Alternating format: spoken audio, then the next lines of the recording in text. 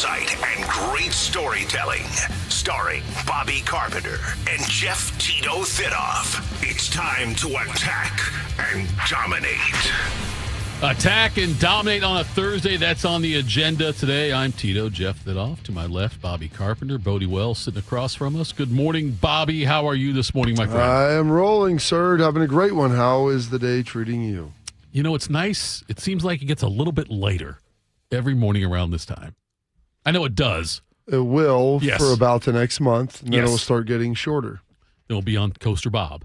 But yes, I like the fact that I get up in the morning now and I'm driving thinking, man, it's a little bit later than it was yesterday. I know it's only like a Well, minute. it was awesome when we're working in a concrete box right now, but when I was back in Portsmouth, it was great. I walked out, I had to go to the bathroom, walk through there, and I'm like, man, it's light, like very light out. It's 6:30. This is awesome. Morning Juice sponsored by Riverside Bank in Dublin. 2 full hours here on YouTube, the Fan app, HD3, Twitter, and Facebook. Catch the show from 10 a.m. to noon on 10 TV Plus. Download the podcast anywhere you get your audio. Big show lined up for you today. Albert Breer, 7:05. Hey, final segment of the program out. Who knows? Dealer's choice. We're going to see what happens there.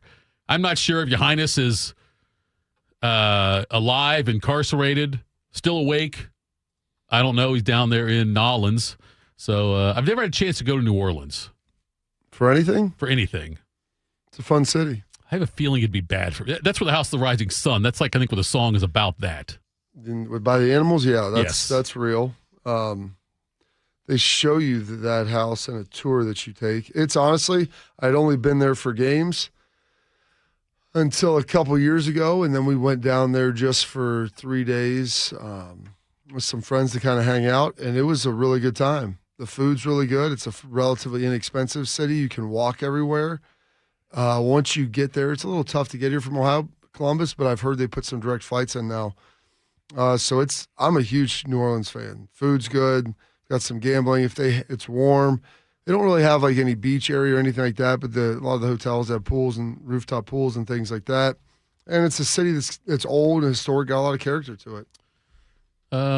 Reds beat the Phillies yesterday 9-4. Reds take 2 of 3 in Philly. Off today. Host St. Louis for the first of 3 tomorrow night. Guards over the Tigers 3-2 in 10 innings.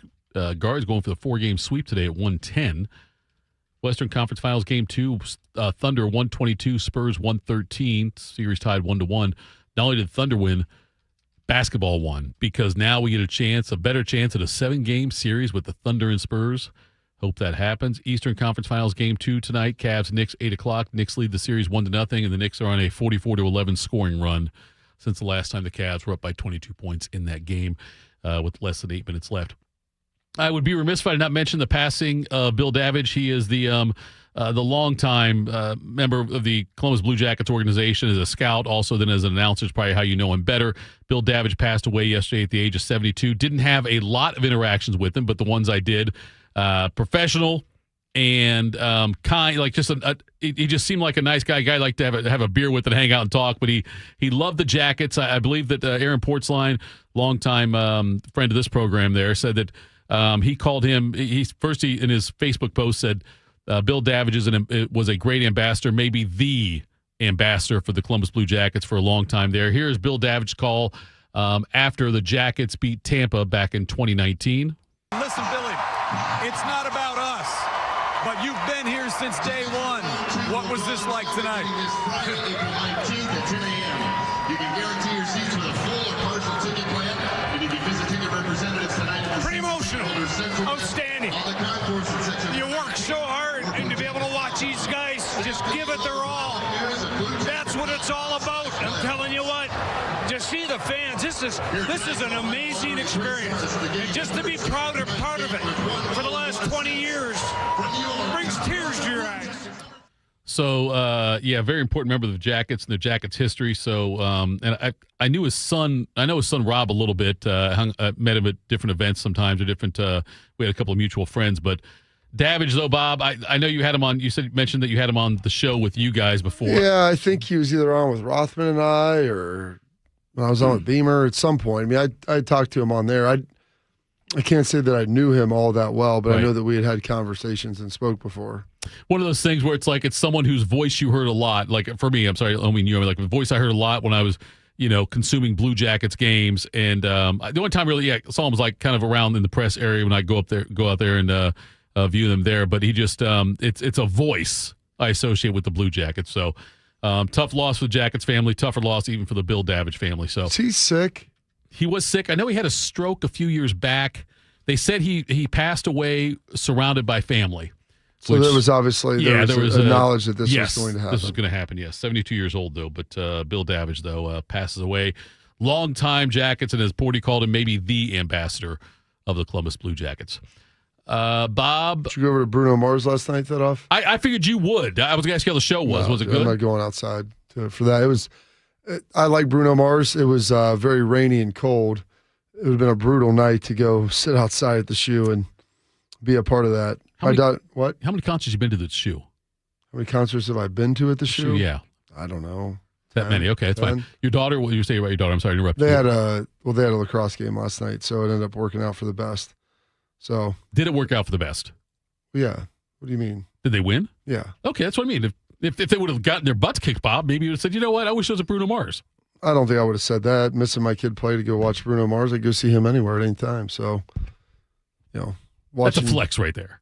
Well, it's not a flex. Saying go see me anywhere anytime. You could buy a ticket. I know, buy whatever. Like buy a plane ticket, drive over. It's not a flex. It's a choice of how you choose to spend your time. And I'd rather go watch my daughter play lacrosse in their tournament game. How many Bruno Mars songs do you think you know? Roughly 8 to 12. Think so, Bodie? How about you?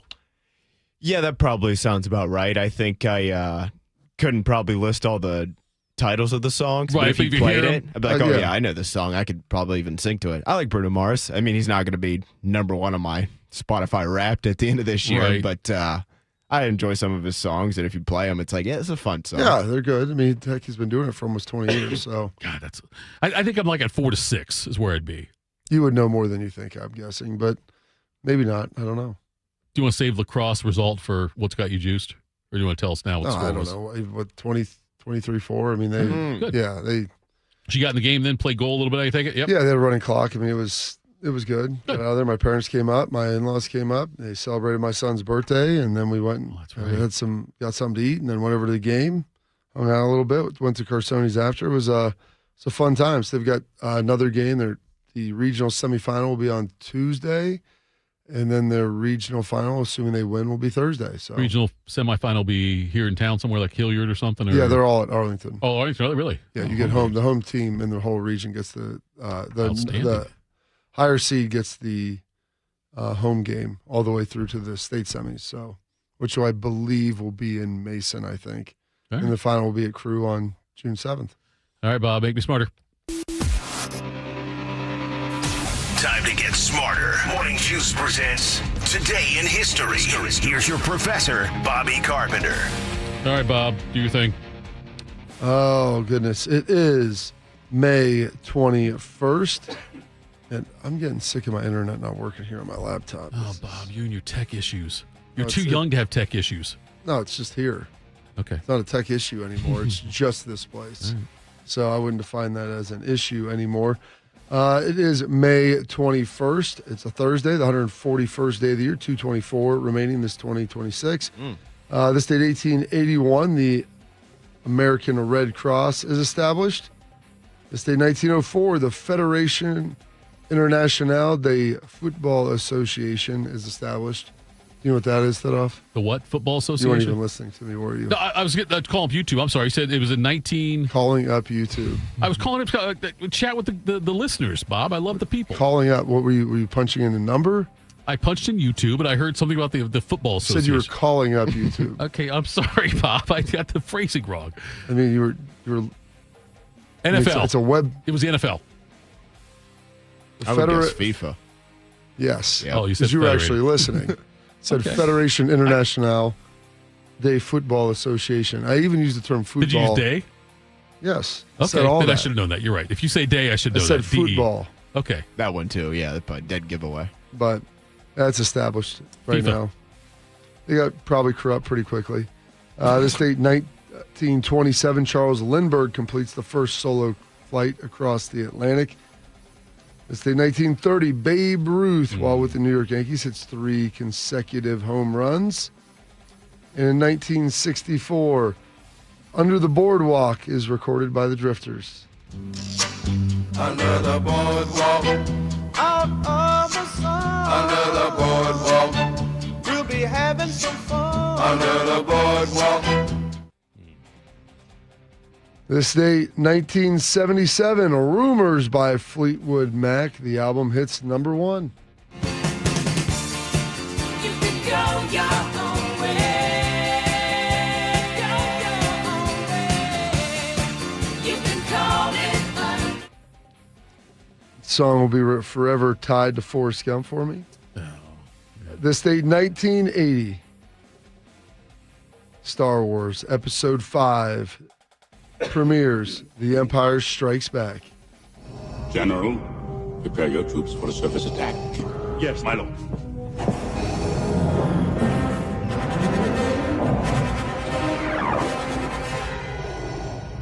Lord Vader, the fleet has moved out to light speed and we're preparing to... You have failed me for the last time, Admiral. Captain Piet, Yes, my lord. make ready to land our troops beyond their energy field, then deploy the fleet so that nothing gets off the system. You are in command now, Admiral Piet. Thank you, Lord Vader. You know, taking over for someone that got killed right in front of you. Is Motivation. Is that a job you think you really want to have? I don't think he had a choice. It was either take the job or I'll Yeah, that's shrink show your you throat too. also. Yeah. I'll do the same thing to you. Sounds kind of like a rough way to go. What a great movie that was. What? Empire Strikes Back. You forgot what about? That's what a great movie. Oh, Yeah. That's the best of the bunch. I am not a. I don't like when the bad guys win at the end. So I enjoy Empire Strikes Back. I know there's a lot of memorable moments in it, but I'm more of a Return of the Jedi guy. Are you really? With the Ewoks? See, I don't like the Muppets being in it. You can discriminate against them all you like. Well, I'm not discriminating against them, I Bob. enjoy Not them. all I of thought they them, were just nice. some of them. I thought they were nice No. comedic relief. I don't want comedic relief in Star Wars. I want Star Wars. It's a fictional show. Like, That's very believable, Bob. As far as we know, at least. Right. well, at least by the technology that we have today. Yes. This date, 1983, Give Me All Your Lovin' is released on video.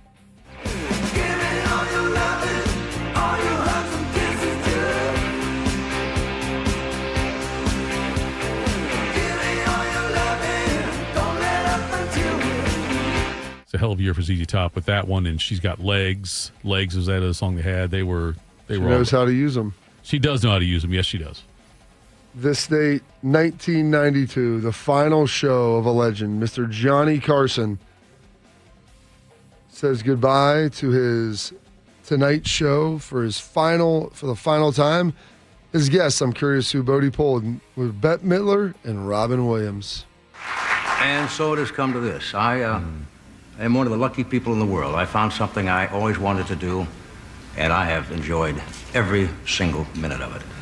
I want to thank the gentlemen who've shared this stage with me for 30 years, Mr. Ed McMahon, Mr. Doc Severinsen. You people watching, I can only tell you that it has been an honor and a privilege to come into your homes all these years and entertain you. And I hope when I find something that I want to do and I think you will like and come back, that you'll be as gracious inviting me into your home as you have been. I bid you a very heartfelt good night. Here we go, the final sign-off of Johnny Carson. Do you enjoy Johnny Carson on Tonight Show? Yes, I did. And you will, it used to be an hour-and-a-half show live from New York, and then they cut it Leno back. moved it to L.A. Moved to LA. I think it was like early to mid 70s. They moved to LA. Moved Oh, out there to really? Burbank. Yeah, I think that's what it was. But I just knew that Leno Carson predated me. I mean, I was 9 when he was off, so I probably watched him once or twice. But Leno is who I remember the most. it was always a huge deal for Carson. They said the stand-up comedians would come on stage, and they always said that if he invited you over to sit next to him there, like on one of the chairs there, and have a conversation, that was that was kind of the way you were anointed. Yes. And if you didn't get invited, that means that Carson didn't like you.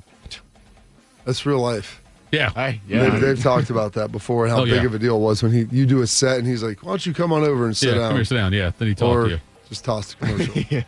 There's a famous one. If you ever go back and look, you can see there were so many famous interviews he did, and there was one time when Ed McMahon was drunk on the show.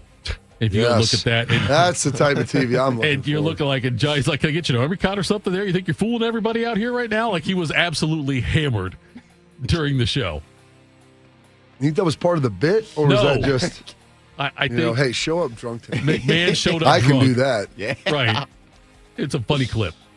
And then this date, 2017, the Ringling and Barnum and Bailey's Circus performs for the final time in Nassau Veterans Memorial Coliseum. Some birthdays today. New Bodie would be finding something on him. Born on this date, 1923, winning 2 national championships for the Notre Dame Fighting Irish, Mr. Ara Parseghian. In 1966, Notre Dame was named consensus national champion with 9 wins and a single tie. Another consensus national championship followed in 1973 with a thrilling 24-23 victory over undefeated Alabama in the Sugar Bowl. Coach Ara Parseghian's playbooks began, "Congratulations, you've joined the team," and ended with the words, "We have no breaking point."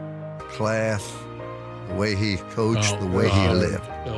What he did for Notre Dame, he's part of Notre Dame. I mean, he's the absolutely. If you aren't watching on YouTube, I just want to let you know the way Bob's face lit up as soon as he heard laugh. Hey, Holtz is gone too now. I know, but he's not making any new material. The excitement on your face. Listen. He's one of the best. Also one of the best, turning 85 today, winning a couple World Series. 4-time manager of the year, longtime manager of the Braves, Mr. Bobby Cox. 51,000 plus on their feet. Nobody's left to beat the traffic tonight, I guarantee you. Mark gets the sign. The wind and the pitch, here it is. Swung, fly ball deep left center. Grissom on the run. Yes! Yes! Yes! The Shale call. I'm giving you a championship. Listen to this crowd. A mob scene on the field. Rollers get them 1, 2, 3. The Atlanta Braves have brought the first championship to Atlanta. That was Skip Carey there with Pete Van Wieren, I believe. And Cox, manager of the Braves, then got fired. Toronto hired him as I think at first it was like as an executive, like a GM kind of thing. And then had success there also as a manager then, and then came back to Atlanta and had all that success after that. Did a great job there. Yeah. I feel like he's looked like he was 85 for about 20 years. Yes. Still kicking, though. I was surprised that he was He's still alive. That's amazing, yeah. Most ejections all time, too. He does have that. The most among MLB managers, which, hey. Good for him. Yeah. Actually, he's dead. Wait, Bobby Cox? Yeah. Oh. Did he just pass away? May 9th. Oh, this month. Okay, that's what I was 2 going to weeks say. ago.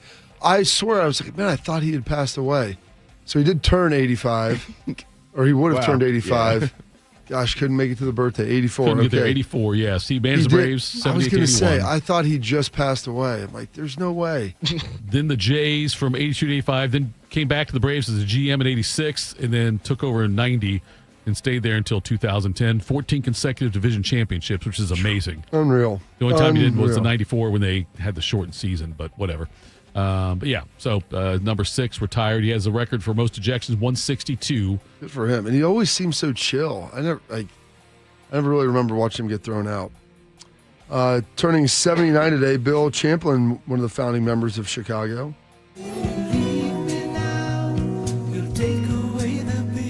I couldn't nail it. I don't know. You'll never know, but I could have. Oh, I know. I've heard you sing. So I know that you don't sound. Who's that, Peter Cetera? That sounded like, yes, was Tara on that one. Yeah, I could have gotten there, I think. I don't know. Well, you haven't heard me in a while, but resting the vocal cords. That's key. I know. Keep them warm and rested. A lot of tea every morning just in case the day comes when you say, Tito, sing. Well, especially talking about tea, Mr. T. Oh. Turning 74 today. No, I don't hate Balboa, but I pity the fool, and I will destroy any man who tries to take what I got. What's your prediction for the fight? Prediction? Yes, prediction. Pain. Let me hear you say I pity the fool. Come on, man. Do you know how many times I've been asked to say that? Well, no more. I'm through. I'm never going to say those stupid words again. I pity the fool. That's what she said. Was that on SNL? I think so, or some sort of like commercial, something like that. Yeah, I'm not really sure exactly what it was, but I feel like that had to be like, SNL. His in there. daughter was a stand-up comedian and talked about being the daughter of Mr. T during some of those WrestleMania things. It was pretty funny. But also, if you want to waste your YouTube time today, I try to now give you clips you can look at. Go look up Mr. T's Mother's Day rap song. That sounds amazing. It really is good. Not as amazing, though, as one of the fine Ohio State attendees. I don't know if he actually graduated. I know he stayed at Morrill Tower. Pretty hungry dude. Born on this date, 1960, Mr. Jeffrey Dahmer. I was branching out. That's when the cannibalism started. Eating of the heart and the arm muscle. It was a way of making me feel that they were a part of me. At first, it was just curiosity, and then it became compulsive. Yes. First, I was just trying to find out what it, First I was afraid. I was petrified. what a human tastes like, and then I get realized, enough of it. yeah, there you go. Makes me throw up my own mouth. Don't, Bob. Don't. That's that one. That's that other movie, right? That's that the movie with Hopkins and Foster. You made What's that the sound. name of it? You think? I think it's called Sleeping with the Enemy. Yes. Is that what it is? Of course. Okay, I don't know. So amazing. Did I nail It's it? one Seriously? of the most famous. No. What is it? Silence of the Lambs. Oh, okay. What's Sleep with the Enemy about? What's that one? I don't know, but that's not in reference to this. Staying at Morrill Tower. I'll tell you this. I stayed in Morrill Tower, and I probably thought about eating people by the end of that. Oh, It was. I think the tower drove him to do it. Sleep with the Enemy is a Julia Roberts movie from 1990. Yeah, not even close to Well, I think it's close. Jodie Foster. Born on Jodie. this date, 1972, Mr. Christopher Wallace. Better known as Biggie Smalls. Yes.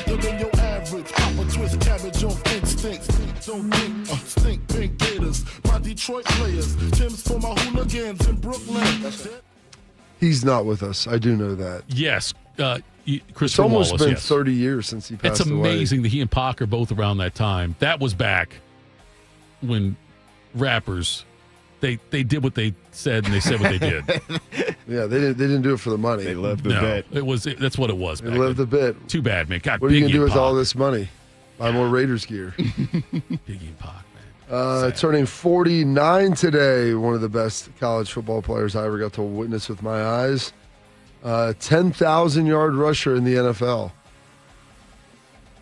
Probably, if he wouldn't have decided to smoke weed all time, full time, would have been a Hall of Famer. Mr. Ricky Williams turning 49. Brown is the lead back for Ricky. Offsets it a little bit to the left. 11 yards shy of the record. Williams breaks a hole. Williams, hello record book. Ricky Williams runs to the Hall of Fame. Cuts back. Ricky Williams, touchdown! 60 yards and the record is his. He does it in dramatic fashion. And a standing ovation for the king of the rushers. I miss Musburger. He was so good. So good. If I asked you, I told you to rush for 10,000 yards, which I remember I looked that up on his birthday a handful of years ago. And because it's a lot for a guy whose career was probably widely considered unsuccessful. Sure. Just because of what New Orleans gave up and kind of where it went. But he was the two-time rushing leader while in the NFL. Mm-hmm. And I guess there have been some guys that have passed him recently. Right. Do you know where he ranks on the all-time leading rushers? All-time NFL leading rushers? Yeah. I'm going to put him at 19. A little behind that. He's 32. Oh. Marshawn Lynch has passed him. He was closer. Eddie George, obviously. But he has 10,009 career rushing yards. Yeah, for the time he missed and stuff and all the stuff that went on, yes, I think that's pretty good. I mean, it was it's just a very unique career, to say the least. Turning 45 today, AL MVP, 5-time All-Star. He is in the Texas Rangers Hall of Fame and hit 4 home runs in a game on May 8th, 2012. Mr. Josh Hamilton. How about another?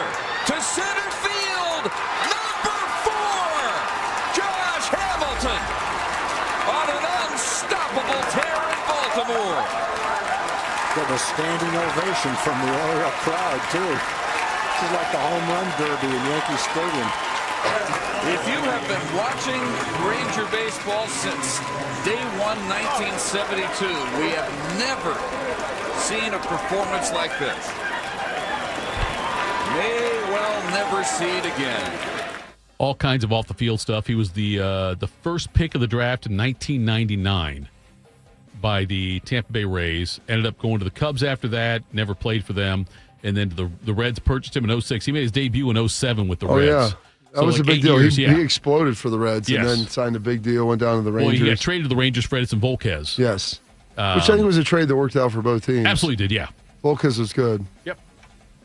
But that 4 home runs, there's 21 Major League Baseball players that have done that.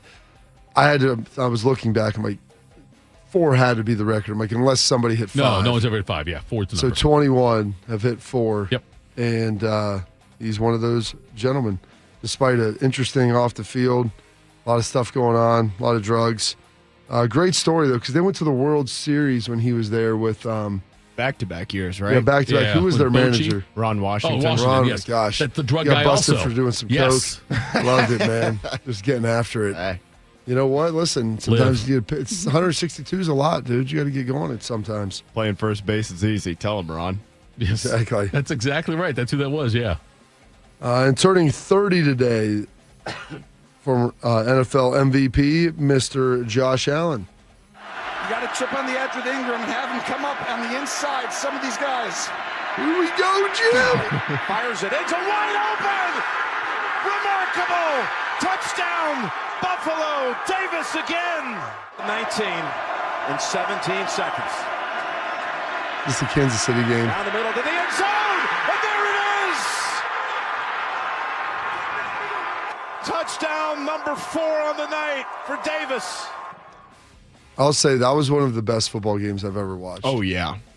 The Considering back and forth. everything that was on the line, and which I guess it was divisional round, I think. Yeah, it was. And was that the year Kansas City lost the next week to Cincinnati? I think Maybe so. They've all run together because they've played so often in the postseason. But in most of the game, even in the regular season, most of the times when Josh Allen goes against Mahomes, it ends up coming down to the wire. But yeah, that was incredible. And Bills fans, man, that just oof. That I think being a Cleveland Add it fan, to the list. yeah, because that team you felt like was good enough to potentially win a Super Bowl. Yeah.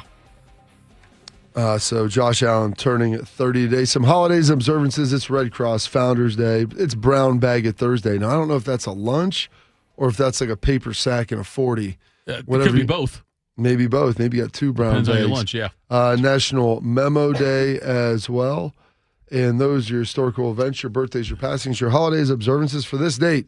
Thursday, May 21st, 141st day of the year, and 224 days remaining in this 2026. Well done, General, but incomplete. I don't like to call you out on this. Who did I miss? Bodie, who did Bobby miss today? Your Highness. Turning Whatever. God knows what. Right. Unknown. It's his birthday. He could be 100. He could be 25. I don't know. I poll from 2 to 3 websites, and if you're not mentioned in there, someone sent me something about Rex Kern's birthday is May 28th, and I was like, let me know on May 27th. Right, because you got to get ready. I got you. Then I'll prepare it. But yes. Well, if they're not in there. That's not my fault. That's when you know you've made it, is when you're on the Wikipedia this day list. Add to your 2 you say you go to a third one called WeWinYouWin.com, and you would find out there is Your Highness's birthday today down in New Orleans. Could also be if he wants to make things. Could be his last. Could be right. I'm saying it could be the same. Could save money on the tombstone. Right. Exactly. You could do that as well. Coming up next, Joe Burrow makes a pretty bold statement. By the way, Joe Burrow, who had been to a Super Bowl, makes a pretty bold statement. We'll talk about that next. Morning Juice. Hey, I know some of you out there are dealing with this pain, and you've been dealing with it so long, it's become a constant in your body, and you begin to think, well, maybe this is just the new normal. Listen, you want to get back to being carefree, being fun, being active, doing the things that you love. Well, that can all start with an introduction to Dr. Ray Tesner and his team at QC Kinetics. Their regenerative treatments for joint pain can help you out, and they're located right here in Columbus, in Dublin, and Gahanna. They helped me, they helped my father. They got me back to running again with the pain in my knee. It is completely gone now, and I feel tremendous. They're helping patients from their pain, just like me, whether it's arthritis in their knees, hips, shoulders. They're moving, they're sleeping better, they're golfing, running, all the things you want to do. And the best part is, it's without surgery or a long recovery. The science is real. I've researched it. The treatments, they're natural. Your body can heal itself. Let QC Kinetics get them the tools to be able to do that. So don't let that inflammation sit any longer. Go to qckinetics.com/Columbus or call 380-208-4544. That's 380-208-4544. Delaware County Veterans Services, here for those who served. Located on the ground floor of the historic courthouse in downtown Delaware, our team of veteran county veteran service officers is ready to help you access VA benefits, emergency financial assistance, dental and medical grants, transportation, and more. Need a ride to a VA appointment? Facing a financial emergency? Are you or your spouse simply looking for answers? Then give Delaware County Veterans Services a call. 740-833-2010 to schedule an appointment. Delaware County Veterans Services. I'm Brianna Albizu, traffic anchor for 10 TV News this morning. Columbus is quickly becoming my home, and this community has welcomed me with open arms.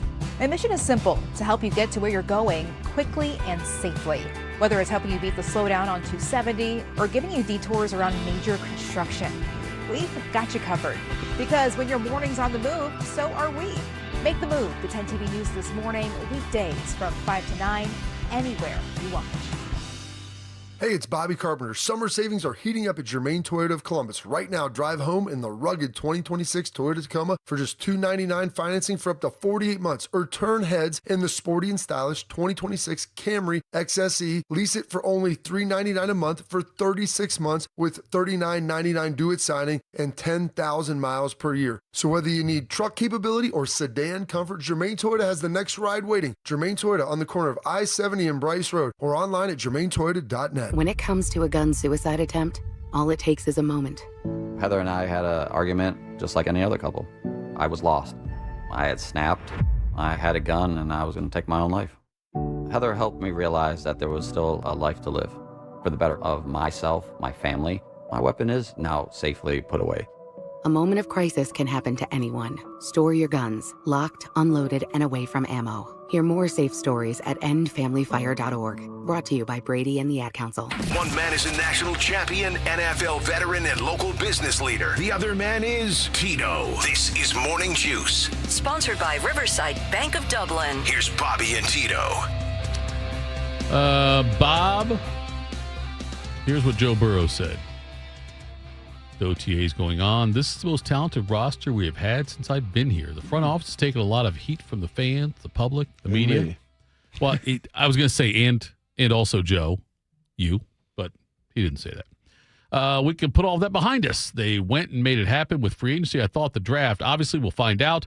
We don't know a ton about these rookies yet, but it seems like they brought the right kind of guys in. And then obviously with Dexter Lawrence, making a trade like that doesn't happen a ton in the NFL, so it's exciting to see. Burrow's been to the Super Bowl, Bob. He is now saying this is the most talented roster we've had since I've been here. Yeah. Does that mean Super Bowl? I don't know. Are you stumping for me to say yes? I'm somebody who just either disagree or agree with Burrow. That okay. What's he supposed to say? I don't know if he needed to go all the way out there, but I think that's an expectation. I think they're getting to an expectation where, hey, you've made a Super Bowl. You've been a part of the playoffs. Like, you've been really good. If you stay healthy, last year was kind of a mess. Mm-hmm. But if we can keep you healthy, which hopefully this offensive line can keep them upright, like, why can't they win a Super Bowl? I think that as long as they make the playoffs, I think that we will not say it's a failure. Look back and say that Burrow was hyperbole on that one. You know what I mean? Like, I think that as long as they make the playoffs, I would say, because once the playoffs start, Bob, who knows? You know, we've seen it. It's like there's different elements that come into play as far as like just freakish plays or weather, which I love, or just, a bad game by a team overall. But if they make the playoffs, I think that then Burrow's justified in saying that. Well, here's the thing. It's at OTAs. He's talking. There's probably a lot of buzz about this. I mean, Joe, is he 30 years old now? He will be 30, I think, this fall or this winter, maybe this coming. So we're starting to get into we're starting to get in that second iteration of your career. Yeah, he's in that window now. Okay. Some guys who can stay healthy and play. You see Tom, he got like a third iteration of it. But you usually have like your first 5 to 7, and then you get like that middle 5 to 7, 5 to 8, and then if you can get anything on the back half, like 37 plus, like that's impressive. And so he's getting ready to start that second window. He has all of the talented receivers. They're still in their prime.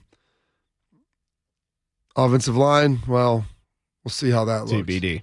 Defense, hopefully better. But the onus has all been on him to just go score points. And he's been able to do that, but he wants to ultimately win. This is a guy who won a national championship in college, played for a state championship here at Ohio State or in the state of Ohio. Yep. Like he wants to go there and try to win. And that's how your legacy is ultimately judged as an athlete, especially as a quarterback. The thing I thought was kind of maybe most interesting out of it is somebody who's spent a lot of time cutting up Joe Burrow press conferences, for better or worse. He normally, he seems like, and Bob, you obviously know him significantly more than I do, but he seems like a pretty reserved, kind of calculated guy. Does not speak much. He's not going to come out and just be and just say that and not at least feel pretty strongly about it. Mm-hmm. And so, yeah, as I was listening to that yesterday and cutting it up this morning, it wasn't that wasn't like a one-off comment. I mean, there was multiple comments about how much the front office has done, how excited he is to kind of be back in the building, and you can feel the vibe in the locker room, how much talent we have. It was interesting. He made a comment at one point saying that it's hard to get the sort of talent that Dexter Lawrence has in the 10th overall pick in the draft. Mm-hmm. As if Joe Burrow was doing a lot of draft prep and scout. Which do you think, though, if they knew Caleb Downs was going to be there, they'd make that trade? Burrow, I think yes, because I think not that he's unaware of Caleb Downs. He played at one of his 2 alma maters, but I wonder, front office, I wonder if that would be a no, but coaching staff and Burrow, maybe yes. You knew what you're getting in Dexter Lawrence. He was a known commodity, and you're going to get 3 to 4 years of really high play out of him, hopefully. High-level play. As far as Caleb Downs, it's number one, kind of how you're going to use him, but 2, there is sometimes a learning curve, and he may be great in years 3 through 9 of his career, but they want someone who's going to be great right now. Yeah. And I'm not saying that Caleb might not be really good to start, but it's just an unknown quantity. And so what's interesting is if Joe Burrow was applying pressure to get that Dexter Lawrence trade done, it's interesting that he comes out now and affirms that, talks about how the management did a great job pulling that off. You don't see many trades like that in the NFL. And so that's all part of the, I don't want to use the term manipulation, but the soothing of egos and things when you go ask for something and they get it done. I'm going to praise that in the press to make it seem like, to make sure everybody knows that I think you did a good job with it. That's what's really interesting. I'll pitch 2 movie ideas to you. Tell me which one makes more sense. Joe Burrow as Kevin in Home Alone 4 as an adult, or Joe Burrow as Bobby Hurley in a movie? Who's he look more like? Who could he pull off better? Macaulay Culkin as an adult, or Bobby Hurley? I don't think Macaulay Culkin's probably as big as him. One? Yeah. Well, it's just another Blue Chips or whatever, the Duke Dynasty. I don't know, whatever it is. If he could play, who does he look? Who could he pull off easier? You think Macaulay Culkin in a Home Alone type movie as an adult? I'd say that one. You think that one? Yeah. Yeah, I don't think he looks like Bobby Hurley a lot. I feel like I get the Bobby Hurley vibe from him when I see him. Maybe I'm wrong, but that's the vibe I get. That's kind of my coverage. That's my comment there. Coming up next, we'll do Quick Hitters Morning Juice. Comment. Thank you. James Laurinaitis here for my guys at Green & Sons, the premier Kubota dealership in Central Ohio. Green & Sons has all the Kubotas you need to tackle your land and come out a winner. They have zero-turn skid steers, tractors from 18 to 171 horsepower, and also utility vehicles. My favorite is my RTV Sidekick. The best thing about Green & Sons is they've been family-owned and operated since 1970, and you will love dealing with the Green family and their winning team. Do what I did and check out Green & Sons located in Mount Sterling and Marysville or online at greenandsons.com for all your Kubota needs. I'm Meredith Garfalo, meteorologist at 10 TV News This Morning, and I'm an Ohio girl.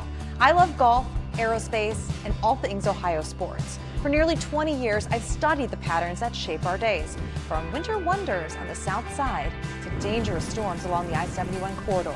When the weather changes, you'll be the first to know, because you need a forecast that moves as fast as you do. Make the move to 10 TV News This Morning, weekdays from 5 to 9, anywhere you watch. Wrinkles, gray hair, and hearing loss are common signs of getting older. But being short of breath, having tightness in your chest, coughing, and wheezing are not. If you are experiencing these symptoms, you may be one of the millions of people who are living with a condition called COPD but don't know it. Early diagnosis and treatment can add years of better breathing to your life. For more information, talk to your doctor and visit copdfoundation.org today. My mom is a veteran and she was injured in the line of duty. I hurt my leg in a training accident when she was only 2 years old. She had 7 different surgeries over the span of 9 years, and there were tons of complications. I couldn't be the mom my kids needed me to be. She missed so much. After my last surgery, I got an infection so bad I thought it was going to kill me. I told her she couldn't leave me yet. There was still so much she had to see. I hadn't even graduated. I'm doing much better now. I may have lost my leg, but I've gained so much.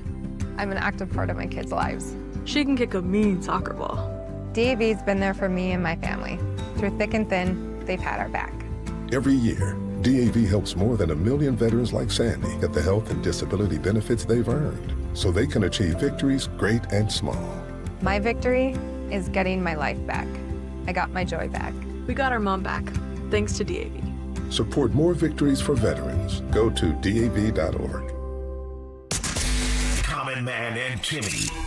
Voted America's dumbest show by Marconi voters. Common Man is a Columbus radio legend. And by legend, I mean it's a miracle he hasn't been fired yet. And Timmy is, well, Timmy will complain about anything and everything. And he kind of looks like a woman. Giggity, giggity, giggity. So there's that. Common Man and Timmy. Sponsored by Hinderer Motor Company. Weekday afternoons from 3 to 6 on The Fan. Attack and dominate, YouTubers. You're locked into Morning Juice. Do you need a bank that truly values local business in this town? The opportunity to work alongside them as partners, whether you're a small business or a large operation. Riverside Bank of Dublin has the right tools for the job. Riverside Bank of Dublin has the experience of working right here in Central Ohio. They understand the business climate in our area. They're going to help you reach your goals. So whether it's an SBA loan to get your business off the ground, a line of credit to keep your business running smoothly, or equipment financing to get your business up to scale, Riverside Bank will tailor a solution that fits your needs. Visit them at riverside.bank or stop in to get to know them at 6300 France Road. Riverside Bank of Dublin, member FDIC, equal housing lender. Bodie, take the wheel. Morning Juice presents Quick Hitters. All right, fellas, happy Thursday. We'll continue the theme here a little bit. NFL OTAs fully underway. And sticking with the AFC North, Ron Rodgers was asked yesterday, 22 years in now, this will be his 22nd year. Could this be it? Aaron, do you believe that this could be your last year? Do you even think of that right now? Yes. As in your last year? This is it, yeah. This is it, Bob. Heck of a career for the 4-time MVP, 22 years in now. He also went on to talk about how excited he is to work with Mike McCarthy again and a bunch of familiar faces coming over from Green Bay there. So what's interesting is his relationship with Mike McCarthy. I think Ian Rappaport put this out there. They're like, the term it was fractured. It's like damage. He's like virtually unrepairable when he left Green Bay. And it's amazing how time kind of heals that from both sides. You know, Mike went on to Dallas, did some good stuff. Aaron was in Green Bay, then went to New York. And I think you just get an appreciation at the end. You want to be around people you feel comfortable with. I think Aaron feels really comfortable with Mike. That's why he's back in Pittsburgh. I think he wants to write one more chapter. Like, he'll probably jump a little bit more in the rankings as far as some of the all-time passing records. I believe he'll pass someone this year. He's like 30 yards away from someone to maybe go from 8th to 9th or 7th to 8th. But he's going to be able to do some of that. And hopefully he'll be able to go out on a winning note and go make the playoffs and maybe make a little run at that thing. So, Bob, here is my going next level concern when he comes to the Buckeyes and things like that, just so you know. Wait. What? When it comes to the Buckeyes? Yeah. Okay. Rodgers is back. Yeah. In all likelihood, the Steelers will not keep 4 quarterbacks. Okay. Fair? Most teams don't keep 4. No, I would say that's accurate. Okay. By the way, Rodgers is he's about 5,000 yards behind Favre as far as passing yards go. Okay. He's 5th. Anyway, so I didn't say he was going to be top 5. I said there was people he would jump. Yeah. I got you. I'm saying he's 5th right now. Favre is 4th. I was curious. I Oh, thought wait. Really, in total, I thought that there was someone else that I had heard yesterday that he was close to passing someone. He has 12 passing touchdowns behind Peyton. Yeah, Maybe that's what it is. Yeah. Okay, Bob. Okay, so Rodgers. But he's about 50 behind Breeze, so that would be probably going to get one. That'd be a heck of a year. A heck of a year there, Valvano. So if they're only going to keep 3 quarterbacks, which 3 are they keeping? Is there any chance they cut Will Howard? He doesn't play well. Well, I'm saying like Rodgers, okay, it depends, and they just spent 3rd-round draft capital on Drew Aller. Yep. So that's where the Buckeye tie I have is I wonder, I know Howard was taking some second-team reps in OTAs. Okay. But if they want to have a veteran quarterback behind Rodgers, that means they keep Rudolph. Because Rudolph has proven you he can do what? Mediocre. I'm with you. No, Bob, I'm saying. My point, like, they're not. If Aaron gets hurt this year, I mean, I guess if he's going to miss a couple games, that's one thing. But right. I would think, unless Will Howard has shown that he can't be the guy. But they talked him up. They talk everybody up. Thitoff. You don't think the Steelers really are like when McCarthy said, like, we really like Will Howard. We really like Will Howard. You don't think I'm not saying he doesn't like Will Howard. Right. I'm just telling you that they're always going to talk up their own guys. Okay. Because if they want to trade him or try to get something back for him, like, what are they supposed to come out and say? We don't like Will Howard. Okay. I inherited this guy. Probably not great. I mean, Drew Aller's got a lot of great skills, probably more physical talent than Will Howard. We'll see how they go perform in minicamp. That's the thing. Like when the Ohio State tie I was talking about, if they only keep 3, which one gets cut out of those 4? I would say Mason Rudolph. Okay. Because you know what he is. And I don't think that he's significantly better than the other 2. You can always go and get him back. If Rodgers suffers a significant injury, I don't think somebody's going to be clamoring to sign Mason Rudolph. You're probably right in saying that. And so that's where I would probably think it might be Mason Rudolph. But if they're at all concerned about a 42-year-old quarterback needing a backup that's got NFL experience, that could be bad for Will Howard. I hope it's not. But that's my only concern with this. And Rodgers retiring, do both of you right now, gun to your heads, would you say this is Aaron Rodgers' last year? Yeah, I believe him. Okay. Yes. He was so definitive in it. They asked, and he answered. It wasn't this is probably it. No, this is it. I didn't know. We see it all the time. He's never said that before. Not like that, in uncertain terms. Yeah. That, and he's He also... doesn't need to say that today, either. He could have said, there was time. Like, that's his first real press availability. And he also has still played okay. Yeah. But not like Tom Brady, where it feels like shoot, this guy might have 2 more years in him. I think it was fine last year. I think he'll probably have another fine year. But I also think he's clearly not what he once was. Yeah, and that's probably frustrating. And their team also is getting older. So that's the other part.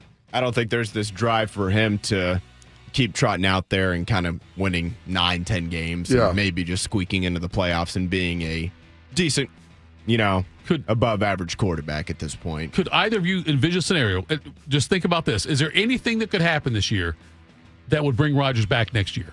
I'm sure there's something, but he seems pretty definitive unless they really made a run. But even at that, the team in Pittsburgh's getting older. I don't know how much longer they're going to be able to keep all that together. Right. This is the 5th straight year having the highest paid defense. Yeah. So, and the defense. Yeah, I mean, if they made the AFC title game or even the Super Bowl, like, I think all bets are off at that point. But if they make the AFC title game, it's a hell of a way to walk away still. Exactly. That's the other thing. Maybe at that point he still says, like, you know what? I'd rather it's kind of like, be done too soon than stay too late. Right. And maybe at that point he's like, you know what? I had a good year. Maybe if I came back, things could work out really well. But maybe Brady came back another year. And I think he played, 2 more years after the Super Bowl? I believe it was, right? 2 more years after the Super Bowl? I think. And that last year, if I'm correct on this, they went 8 or 9 and 9 and 8 and got ran off the field against Dallas in the wild card round. Like, there's no guarantee that, like, just because you were close. They weren't bad. They weren't bad. They were just average at that point. Yes. And Brady, I don't know. Brady probably could have played, honestly, another year or two. But it's not like Rodgers is even 38, though, either. I mean, he's 42. He's my age. Like, so he's probably just kind of at peace with it and ready to make one more run at it here. It's I'm sorry, when I look at it, I went through I tried to cycle through all the possibilities in my head of what could happen this year and would Rodgers come back. And I think no matter what happens, he's done. Like, if he had I remember when Barkley had his injury and wanted to come back and play a little bit, even though he was a shell of himself. Like, if Rodgers suffered an ACL tear, like in his second game, I think he's done. I don't think he was like, I got to come back and get on there one more time. I don't think it's worth it for him. He already did that with the Achilles. Right, the Achilles thing. So I don't think that I can't think of a possible scenario where Rodgers would come back. Yeah, I agree. We'll stay in the AFC North here, guys. Todd Monken yesterday having some comments about what we presume to be his top 2 quarterbacks heading into as OTAs get underway. Well, I shouldn't say surprised. I think more people would be surprised. Deshaun's athleticism shows up. Obviously, he's had that, but he's had his injuries that have set him back. So, but that's been, I wouldn't say a surprise, but it's exciting to see. It's a weapon for him. It's one of his superpowers is athleticism. And I think Shedur's come miles in terms of his progressions, getting the ball out, his understanding of concepts. I think he's really, really come a long way. Some pretty high praise there for both Watson and Shedeur heading into year 2, Tito. I had no idea Doc Rivers was the head coach of the Browns. It sounds like either Doc Rivers or Stan Van Gundy, one or the other. It sounds like both those guys. It's funny, Bob. I take the thing about Will Howard like, oh, yeah, they got to love him. And then they're going to say, I was like, oh, wait, that's just BS. So I am selectively agreeing with you. That's my point. Coaches, they'll say different things at different times. Like, so just you listen to some of it, you understand it. But I always say, what else are they supposed to say about it? I want to believe. I want to believe in Will Howard, Go ahead. Bob. Believe all you like. I want to believe that Will Howard has a chance to be a starting quarterback in the NFL with a successful I'm not career. saying he doesn't. There's work for him to get done and everything. Sure. I think I think people underestimate him and his ability of what he's able to do and how he's able to play the game. All right, next up here, one more soundbite. Going to go back to Joe Burrow on this one. He was asked yesterday, any kind of, of course, we all know what Bengals and the team's aspirations are, is to get back to the Super Bowl and win it this time. But he was asked any individual accomplishments he wants to check off the list this upcoming season. I'm pretty close to Bengals franchise touchdown record. I think I'm like 50 or something away, so that'd be nice to break this year. You care about an MVP. You always want to be MVP of the league, Super Bowl MVP, win a Super Bowl. All those things are. I'm not necessarily sure. I'd say a seasonal goal of mine would be to do that because you never know how things will play out. As far as winning the MVP, a lot of things have to go right, but I'd like to win one eventually for sure. Bob, he needs 47 to tie Andy Dalton at 204 all time for passing touchdown leaders for the Bengals there in franchise history, and of course that'd mean 48 to take the lead. Be a nice he year. Had 43 2 years ago. In a strange way, though, would it not be the worst case scenario if he was in that 35 to 40 range? Because maybe you're running the ball, playing defense better. So. Don't run the ball. Don't play any defense. Let's just go throw 55 touchdowns. Yeah, try to score. Try to air that thing out. I mean, I'd say for him to get that, that would probably get him the MVP, unless he somehow threw like 15 or 16 picks. But if he gets close to that record, I would say that would put him in strong MVP consideration. It's interesting when he was asked about that, and he's like, well, that's part of the goal, and so is this other stuff is the goal. And you don't want to get kind of locked in, because it's interesting. You say, like, if your goal is to win MVP, you begin to ask yourself, like, okay, people ask, like, was that a selfish goal versus ultimately winning it all? And that's why you could hear him. I mean, he's been around the block. He then went automatically to Super Bowl MVP, winning a Super Bowl, like more team stuff. Do you guys want to guess how many Bengals quarterbacks are credited? Because you get wins and losses. They do the same thing there. But quarterback records. How many Bengals quarterbacks have won more than 5 games as a starter? More than 5. How many Bengals quarterbacks? Been around since 1968, I believe, their first year. 7. Bodie? Won more than 5 games? Yes. Oh, I was thinking a couple dozen, honestly. I don't know. One of us is way off, I guess. The answer's 8. Okay, I was way off. They haven't had here's the thing. When they've been bad, they've really sucked. Okay. Yes. And then when Jeff Blake is probably one of those guys. Okay, he is. Klingler went 4-20, by the way. David Klingler. I was going to say, okay. I mean, they were really bad. So you Anderson got won 91. Yeah. Then Anderson Dalton was 70. Yeah. Then you had Esiason with 62. Yeah. Those guys all had over 500 records. Carson Palmer went 46-51. Yep. Burrow is 43-33-1. Yep. Jeff Blake is 25-41-0.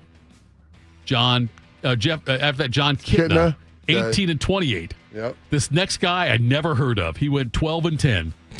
Virgil Carter, 70-72. I was going to say that was back in that the day. That was way back when. Yeah. So only 8 quarterbacks in Bengals history have won more than 5 games. After that's Turk Schonert. I remember that guy. He went 5-2. What else? Klingler was 4-20. Jeez. Fitzpatrick 4-7. Achilles Smith 3-14. O'Donnell I knew went Achilles 2-9. Smith didn't because he started for basically a year. AJ McCarron 2-1.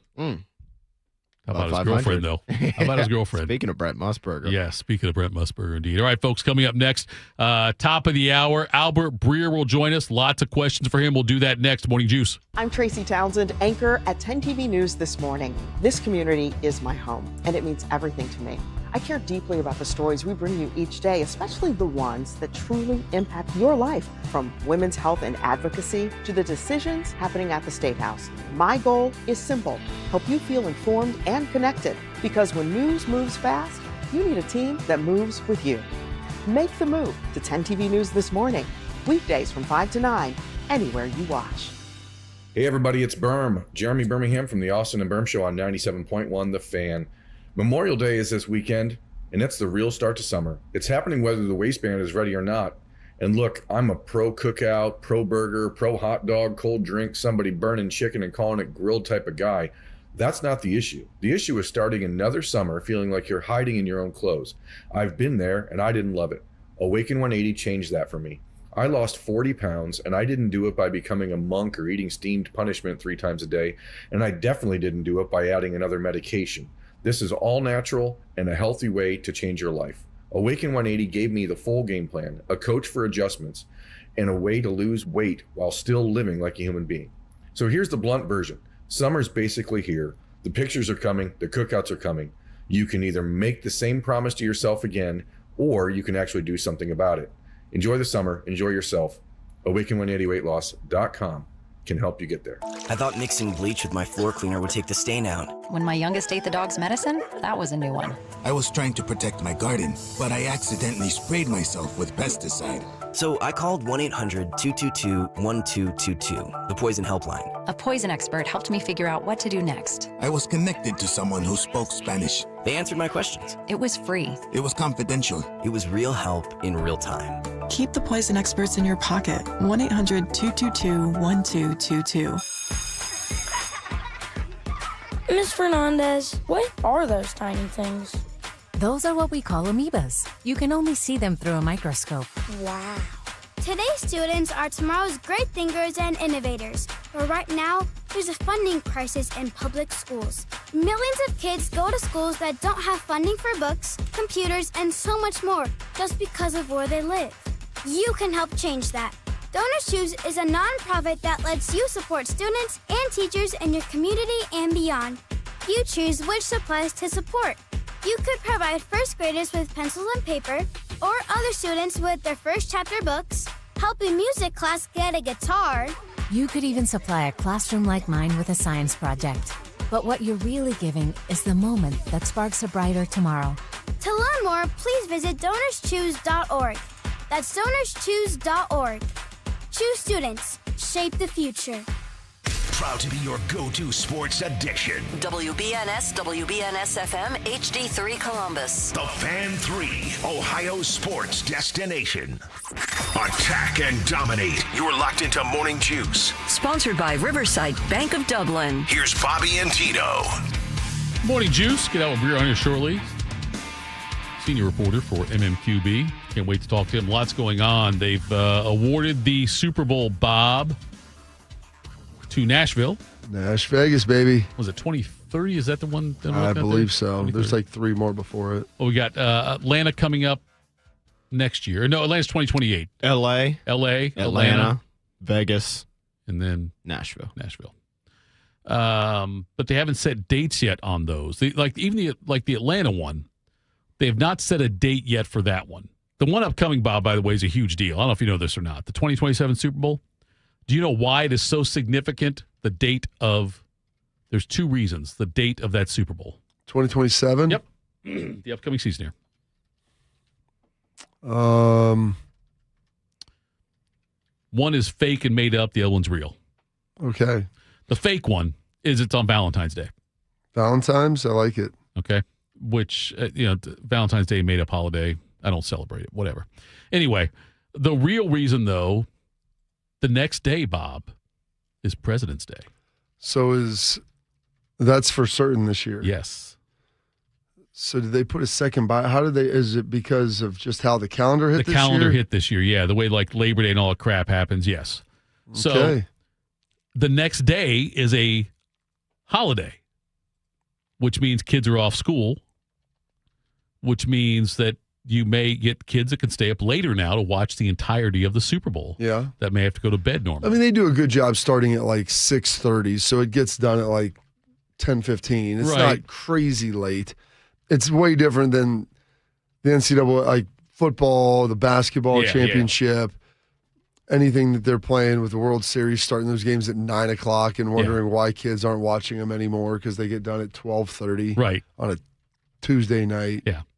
So so they haven't set those other ones. You know why they haven't set the other ones? I got to believe it's because they're trying to get 18 games. Yeah. That's the reason. That's the answer. They're trying to get there. The NFL also came out and said now that, Bob, they have agreed to up it to 10 international games you can have every year now, starting next year. I mean, it'll go to 16 eventually. Oh, yeah. But the other part of that was interesting, Bob, was that I guess, and I didn't know this, you probably did, you could protect 2 home games. That you don't want moved? That you don't move to international games. I didn't know that. It doesn't surprise me, though. But now those protections are gone. Oh. It's rolling raw now. Yes. So now you can't protect games. So it's a contraceptive-free situation. It's a pull-out couch thing now. Did you see what Jerry Jones said about the international games? What did he say? Let me pull it up here. Sorry, I had it in quick hitters. We didn't get to it. So Dallas, he was asked about the Cowboys, but I think the general premise can, work for any team. He told Jory Epstein of Yahoo Sports, the wear and tear is a lot less than it could be. Yeah, the wear and tear is a lot less than a night out on the town. Everybody ought to think about that. It isn't like they would be at home in bed resting up. Part of being a player, part of being that age of a person, part of being all of that in the shape they're in and what have you is that they're able to have a little extracurricular in many ways. It can be a lot more damaging than just walking down the block. So there you go. Walking down the block. That is life advice with Jerry Jones there. The wear and tear is a lot less than a night out on the town. And I would know because I've had a lot of them. What's your point? Fair to say, Bob, Jerry Jones, I would say, is a interested to see where this goes. He is a veteran drinker. Fair? Yeah, I think he's had a couple of pops in his day. I think he is a very good functioning drinker. I would say that's probably true as well. He can pass out at 2 a.m., wake up at 6 a.m. and be just fine. And I think that he thinks everyone's like that. Well, I mean, given his age, he shouldn't be able to do that to younger people right now, but he doesn't care. I know, but like Jerry Jones for me, Bob. Jared Jones for me, Bob. He has reached like Charlie Sheen status for me. As far as like how the hell is this guy still alive? He would. I think he's 82. Absolutely. He's older than that. Yeah. 83. Say 82, and you're like older than. Bodie says 83. Right, older yeah. than that. I nailed it though, Bob. I thought it was closer to 85. I'll be honest when I said it that way. 84 in October. See, there we go. October 13th. 83 and a half, Bob. On October 13th. There we go. But it's a Jerry Jones. I think if the three of us went out with Jerry Jones for a night on the town in Dallas, then you could make it happen. So let's work on that. Night on the town in Dallas. And I got to believe he would drink all three of us under the table. Not me. Oh, come on, Bob. I don't think at this age, but I don't know if ever. So we're good. Let's set it up. Why would I need to go out with you three? I've already been out with Jerry before. That's another flex. But we all go out together. The three of us and Jerry Jones. I played for the Cowboys. It's not a flex. It's just the reality. You'd see him out at different places. And that was 20 years ago when he had probably a little more of his fastball. Yes. I get the sense he still has his fastball. I get the sense. I think Jerry. I bet he can give you an inning of relief. You know? I think he's still got it. I don't know about 6 or 7, but he'd probably get out there and 3 up, 3 down in the He 7th. could be a closer. You could get it. Yeah, maybe not a closer, but a setup guy. Yeah. Give you right matchup, lefty against the lefty. Put him out there, for 3 batters. Get him going. Make sure he knows the situation he's walking into. He can still get it done. MMQB's Albert Breer joins us now. Albert, maybe you can help us out, settle this argument for us. If the three of us, let's put Albert Breer, the 4 of us, Albert and I with Bobby and Bodie. See, Albert's already done this, so he doesn't need I understand, but he hasn't done it recently. I don't think he's done it recently. If the 4 of us, Albert, went out drinking with Jerry Jones, would he drink all of us under the table? How old am I? I don't know. What are you right now? Right now. Now? Yes, right now. The 4 of us. Now, I would say yes. Bobby says he could drink him under the table. I didn't say that. I said I don't know. I will say there was one night, and I think Bobby's probably heard the full story. Okay. I'm not going to give you guys the full story, but there was one night when I stayed out with him, and it was just me and him at the end at the bar, and it was at an NFL meeting, and I remember seeing him kind of struggling walking into the meeting, and that was kind of a point of pride for me, that he actually looked like he'd taken some punches, the next day. So, he is. I don't know how someone of his age can do what he can do. It's pretty amazing. I guess they make him different in Arkansas. Oh yeah, he's been training like that for years. Yeah. Albert, you don't just wake up like that. Speaking of guys that are getting, that's why you lift all them weights. That's why you lift all them weights for those nights with Jerry. Is Aaron Rodgers? Were you surprised to hear that him coming out, preemptively before, it's really his first media availability, saying that this was his final season? I mean, I talked to somebody with the team over the weekend who said to me, we're pretty sure this is it for him. And I think it was another one of those cases where, they were sort of telling me something, but they didn't want to speak for him, Yeah. Maybe he already told them that, and it had been pretty clear for a while. And I think him speaking with that kind of clarity, which I don't know that he has before, I think it just sort of allows them to plan better too, and it gives them some runway for, how they're going to handle Will Howard, how they're going to handle Drew Aller, how they're going to assess those guys. It could even affect how you approach deploying your scouts, in the fall. How do you look at Brendan Sorsby now if he winds up in the supplemental draft? What games are you sending your college scouts to when you get to October, November, December? I think it kind of helps you in all of those ways. And I think it's also a sign of how good the communication between the Steelers and Rodgers has been over the course of the last 2 years as all of this has gone on, And I mean, look, like, I think for all of us, like, we kind of get the shakes and think of like Favre when this happens, like, God, he keeps doing this. He keeps doing this. He keeps doing this. But, I think like when it comes to like the interpersonal relationship between Rodgers and all the Steelers people, that's consistently been pretty good, and I think that's a big reason why he's coming back, So I guess we can call it 14 months now that he's really kind of been either coming or going or working with them on a contract, all of that, like as they've worked through all of that over the course of the last 14 months, going back to when they first pursued him, they snuck him into the facility. There's been a really high level of trust. And, I think that clarity of communication, is there too. And him explaining that, this is going to be it for him. Albert, I can't believe they will keep 4 quarterbacks on the roster in Pittsburgh, which means that either Rudolph, Aller, or Howard would likely be cut. Yeah. If that would be the case, who do you think would be the one that would be on the chopping block? Well, you could always give the rookie the old, hey, your ankle hurts. Right. No, it doesn't. Yeah, it does.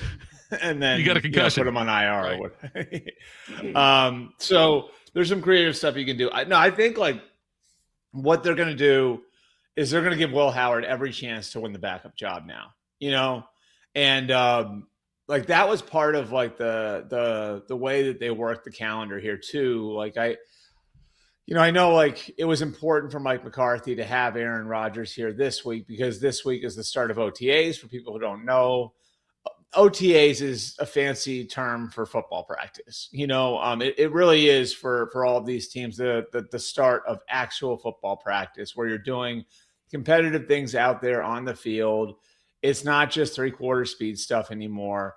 And so you're starting to build your team at this point, And so it was important to McCarthy that Rodgers was in for this part of it. And, I think on the flip side, they saw some benefit to Rodgers being away up until now too. In that, I think Mike really wanted to get a good long look at Will Howard. And now he's had that, and now like I think has an idea of where he's at as a quarterback because he had, a few weeks of setting up, the offseason program for the young quarterbacks in the building, Howard and now Aller coming in. You're right. Like I have a hard time seeing them keeping 4 quarterbacks. So like, I think, your hope would be that Will Howard goes out and wins the backup job. And then that probably would make Mason Rudolph expendable. I would say Drew Aller as a 3rd round pick is probably on the team. So like, I think if you're looking at if you want to really simplify it, this probably boils down to Will Howard versus Mason Rudolph for a roster spot. It's wild to think, but I think that's probably the case, and we'll see how that all plays out. They still, Albert, I heard you talking with DP, I believe, about how Atlanta's very frustrated. They don't have a date set for the Super Bowl. Yeah. Moving forward, Nashville just got awarded theirs. Minnesota got awarded the draft. Is this 18 games? Because that's presumably why the date hasn't been set. I mean, when are they looking at trying to get that codified? Is that something that's in the works now? Is this a big push over the beginning of the season? Like, what does the timeline for that look like? So I asked the events guy at the league, Peter O'Reilly, this back in March. And, he said what they always say, which is like, this is not unusual. Well, it's like, yeah, it is. And they're not real happy about it. You know what I mean? Like, so, like what Peter, so then I asked like, okay, like, well, when do you have to set a date by? Because there's all sorts of things that go into planning a Super Bowl. You can't set the date 5 months ahead of time and expect everything to run smoothly. So he said generally our deadline would be the beginning of the season before. So not the beginning of the season of that Super Bowl, the beginning of the season before that Super Bowl. So that would be that Super Bowl is at the end of the 2027 season. We're talking now, it being the deadline being the start of the 2026 season. So that gives the NFL, what would that be, less than 4 months now on that self-imposed deadline to set a date for the Atlanta Super Bowl, which means if they're going to go to an 18-game schedule in 2027, they probably got to get moving on it now. So whether or not they can get that done, I don't know. My guess would be that it might take another year or two. And they still have to kind of figure out where JC Tretter and the NFLPA are at on all of that. But I mean, there's no question that's what where they're headed. Now, I would say this too, I think it's important that people understand why I said what I said about Atlanta, which is it's not just an inconvenience for them. You block off a couple of weeks, hotel rooms, convention space, event space, all of that for a Super Bowl to begin with. But if you don't know when the Super Bowl is, you not only have to set aside the week of the Super Bowl, you have to set aside a week that, if an emergency happens, you have an extra week to play with as well. So then if there's two different dates where the Super Bowl could be, then you got to set aside two separate dates on top of that. You're blocking off almost an entire month.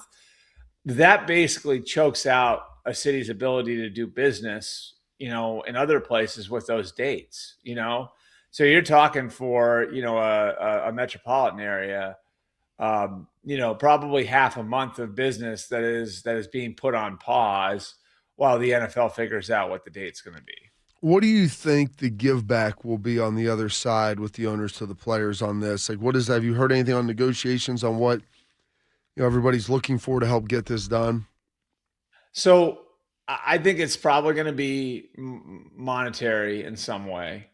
I do wonder, so I've always felt this way, Bobby. I think one of the problems, and this is what people I think don't see, but one of the problems with going to 18 games is how much harder it makes it for players to get to the real money. And every player wants to get to the big second contract, right? Where, the true life-changing money is. And it's hard to get there. And so for guys who weren't drafted in the first round, it's 4 years, and 4 years is the minimum to get to unrestricted free agency. So in a 16-game format, that means you need to get through 64 regular season games plus whatever playoffs to get to unrestricted free agency. When they went to 17, that number is now 68. If they go to 18, that number will become 72. So now we're talking about having to endure a full half season or an entire half season of games on top of what people used to have to get through to get to unrestricted free agency. So when I look at that, I say, if I'm the players, what I'm doing is I'm saying you got to make it easier on us. And whether that means 3 years to unrestricted free agency, whether that means, loosening the reins on franchise tags, transition tags, you got to do something to make it a little easier for us to get to the big second contract. And I don't know if the owners will do that because control over workforce is a really important thing for them. But that's what I would ask for if I were the players. I would say you got to do something to make it easier for our guys to make the really big money. I know Highmark Stadium, Albert, for Buffalo is going to be open air, but it seems like every other stadium is either going to be a dome or retractable. Do you think in the next wave of stadiums, it's going to go away from open air altogether? It'll be retractable or just domes just because of the financial benefit of having year-round use and Super Bowl potentially, right? Yeah, I mean, this goes back to this was, I would say, if you look the first decade of this century, right? So that whatever you want to call them, the aughts. Look at the cost of stadiums at the beginning of that decade, and then look at what it became. So, Energy Stadium in Houston, which is a retractable roof dome, right?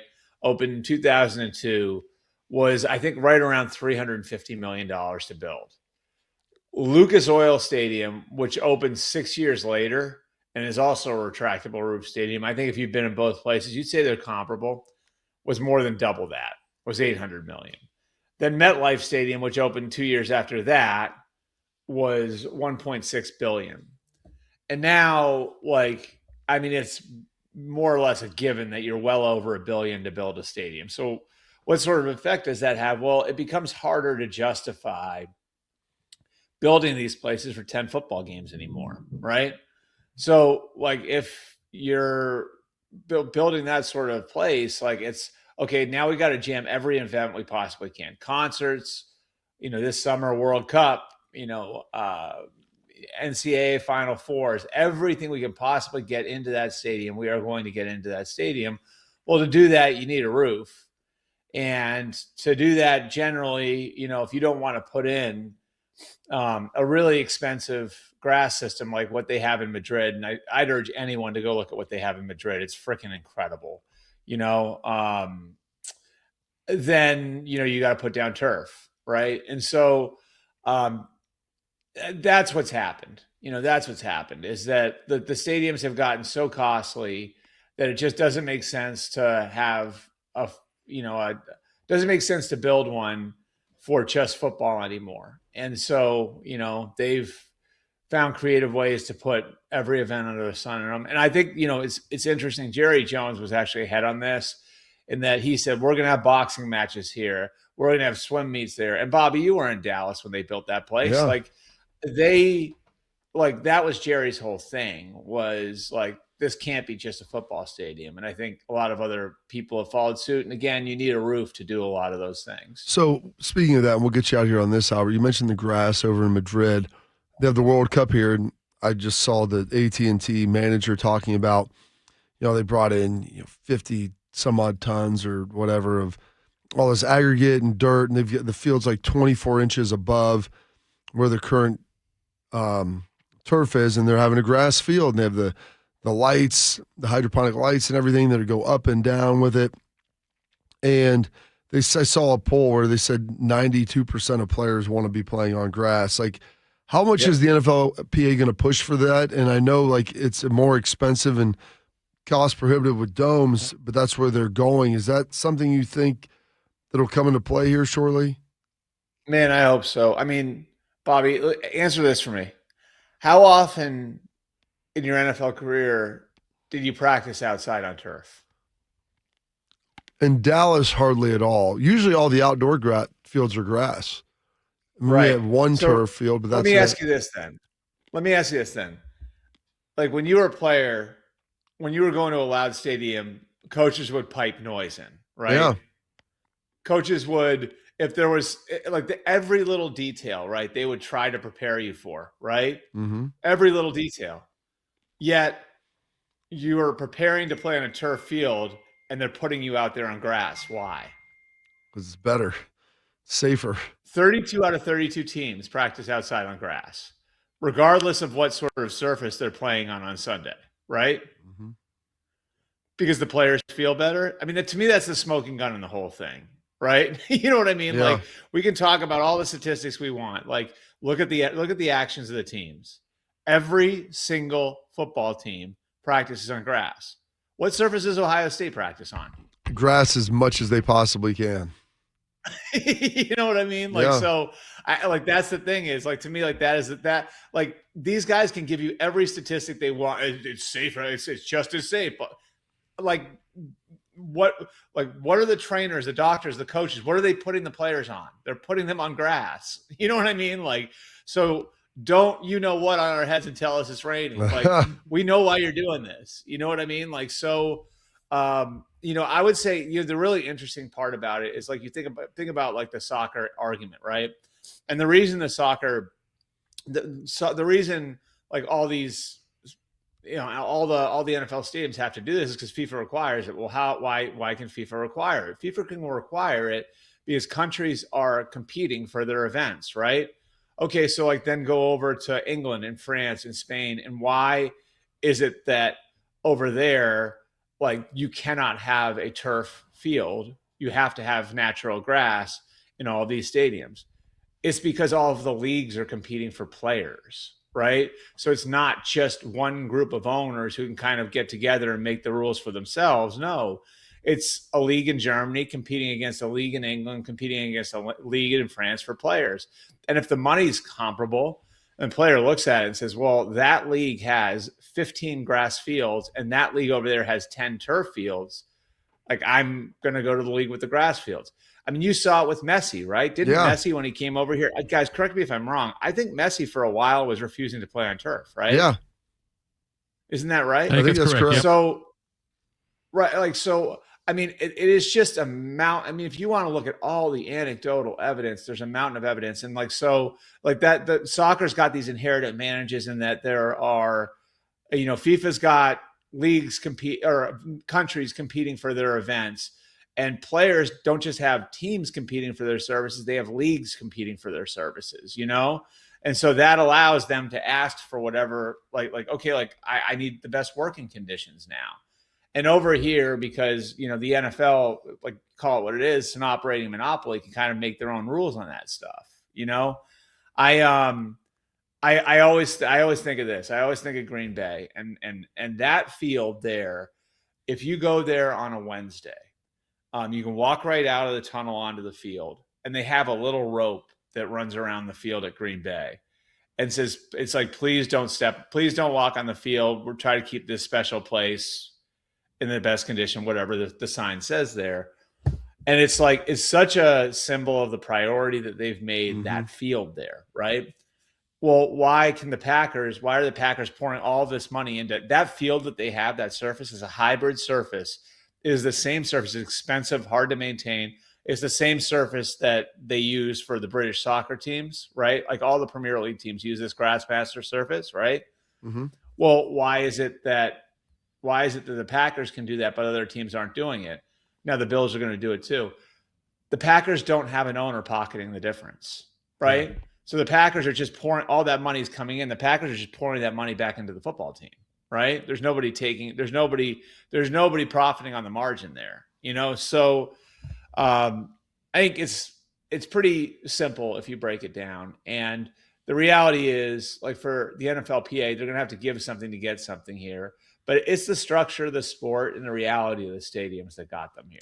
They've done the same thing here with the ping pong table. Got a yellow rope around it. It talks about not damaging anything on that. And then also, I believe Tug McGraw always practiced on grass, even no matter what the surface was they were playing on. But, Albert, we appreciate the time. Thank you so much, and we will talk again next week.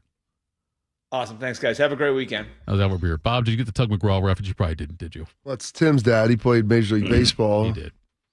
He was he took part in substances, mainly smoking the grass. Yes, that's why I say he's always on grass. Yes, always on grass. He always practiced on grass, even if the game was on turf. There you go. Nobody else will get that but me and Shark.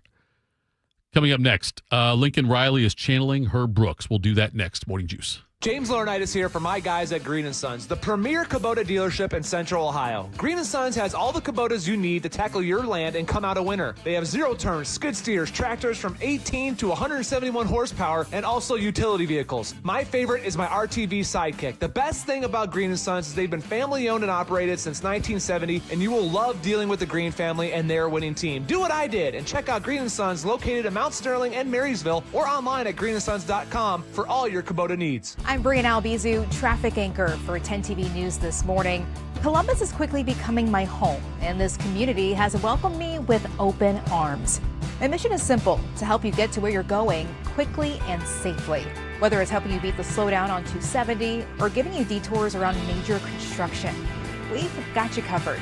Because when your morning's on the move, so are we. Make the move to 10 TV News this morning, weekdays from 5 to 9, anywhere you watch. My name is DeMar Hamlin. I play for the Buffalo Bills, and I play safety. CPR saved my life. I've teamed up with the American Heart Association as a national ambassador to help create a nation of lifesavers, turning bystanders into lifesavers through CPR education and access to AEDs. Nearly 3 out of 4 cardiac arrests that don't happen in hospitals happen in homes. Join me to ensure everyone has the chance to live longer, healthier lives. Visit heart.org/nation. It's been a real journey since 2014 when I first had my injury. I realized that my home was just not working for me and that it was time to ask for help. Homes for Our Troops is really giving me my life back. The shower allows me to go in and turn around with my chair, pull down storage racks, automated door systems, hours of my morning given back to me. Adaptive sports are a huge part of my life, a huge part of my healing journey as well. Homes for Our Troops helped with making sure that I had a home gym so that I can continue to train. This past year, I was able to host Thanksgiving in my home. And it was the first time I was able to have my whole family in one place, and I was able to contribute to the meal. There are a lot more veterans in need, and Homes for Our Troops is going to be there to help them too. Homes for Our Troops builds and donates specially adapted custom homes nationwide for severely injured post 9/11 veterans and enables them to rebuild their lives. Join our mission at hfotusa.org. I lost count of how many foster homes I lived in. 20, maybe more. Each time, a new family, a new room, but never a space that felt like mine. There are more than 100,000 children in foster care waiting to be adopted. The Dave Thomas Foundation for Adoption is working to help find them a permanent home. Now I have my own room and decorated it myself. And just like my family, it's mine to keep. If you have room in your home or your heart, see how you can help at davethomasfoundation.org. Attack and dominate. You're locked into Morning Juice. Sponsored by Riverside Bank of Dublin. Here's Bobby and Tito. All right. Bobby, Tito, Bodie. Thank you to Albert Breer for joining us. Always love having him on. I love the fact, Bob, he had those stadium figures off the top of his head. Albert is the most knowledgeable guy you're going to find on the NFL. Nobody reports it better. Probably since Lincoln. Fair. I would say since Peter King, but maybe since Lincoln. Oh, he's better than Peter King. Peter King got curmudgeon-y at the end. No, he didn't. Oh, yes, he did. You think he did? Yes. Did you ever get interviewed by Peter King? I talked to him when I was out in Dallas. Yeah. He came out to training camp like Albert does. I just came across as a fairly nice gentleman to me. Yeah, I'm not saying he was mean. I'm just saying. Well, curmudgeon-y kind of means mean, doesn't it? You become entrenched in your beliefs of what you think should happen, and just kind of a get off my lawn mentality a little bit.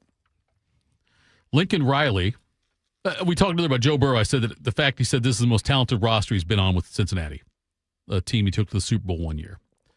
Puts a little bit of a bullseye on the team for this year. Lincoln Riley's doing the same thing with USC. Lincoln Riley said, "We have absolutely taken steps now." This is on an interview with ESPN and CBS, the Big Ten Spring Meeting. Yeah. Honestly, now it's just time to go do it. It's time. Their time is over.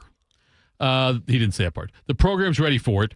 I caught some flack for saying that, when he said that earlier in the offseason, he said USC's championship window was opening. He said, I caught some flack for saying that I thought we had opened a window, but it's just true. It's how I feel. And I feel like I've got a little bit of credibility in terms of having been in part of some places that did that at a pretty high level. So I have at least a little bit of an idea of what I'm talking about. I've told people there's almost like a feeling when you first got here. You're standing in front of a dam, D-A-M, and there's just leaks. And you plug one leak and another one pops. It's not perfect, but there's not many leaks anymore. What is the ceiling for USC, Bob? The ceiling, to quote Michael Jordan, should be the roof. The ceiling for them should be a national championship every year. Yeah. The reality is that they have woefully underachieved. This is USC we're talking about here. They have all of the innate advantages that you're going to find from every school. Like, they're in a talent-rich environment, huge populous state. Now, the one thing that they don't have is fan interest, so that is tough. Nobody really gives a damn. But they are a national brand. But I joke with every recruit that we have that comes in from California, like, where else? You're looking at USC, looking here, there. Go, oh, you want to play in front of like 40,000 people? That's awesome. Have fun with that.